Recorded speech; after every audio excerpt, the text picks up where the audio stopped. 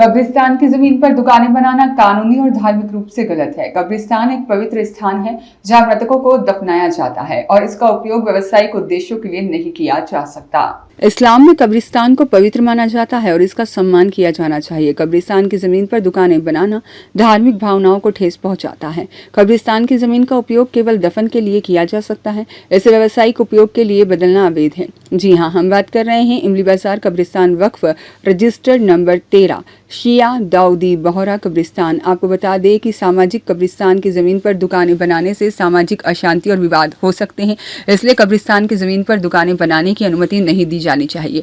यदि कब्रिस्तान की जमीन पर कोई निर्माण कार्य किया गया है तो उसे हटाया जाना चाहिए। कब्रिस्तान की जमीन की सुरक्षा सुनिश्चित की जानी चाहिए। वहीं कब्रिस्तान के आसपास रहने वाले लोगों को भी कब्रिस्तान के महत्व और सम्मान के बारे में जागरूक किया जाना चाहिए।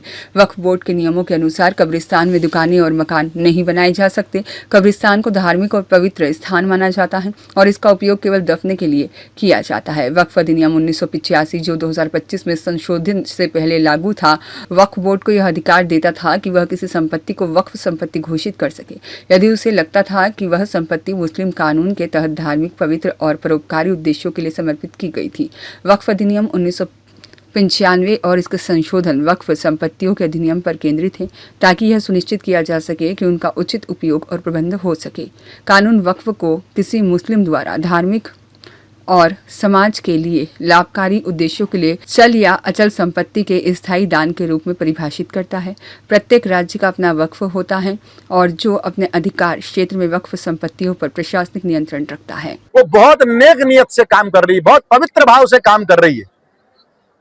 आज जब आप देखते हैं कि बड़ी संपत्तियां हमारे बुजुर्ग फलाई कामों के लिए छोड़कर गए, परोपकार के कामों के लिए छोड़कर गए, जरूरतमंदों की मदद के लिए छोड़कर गए, और आज जब हम नजर डालते हैं तो चंद असामाजिक तत्वों ने, चंद गुंडों ने, चंद भेड़िए की खाल में जो शेर बनने की कोशिश करते हैं या शेर की खाल में जो भेड़िए बने हुए उन लोगों ने उन संपत्तियों पर डाका डालकर बैठ गए। इस कारण से पिछले 60-70 साल से कभी छात्रवृत्तियों का वितरण नहीं हुआ।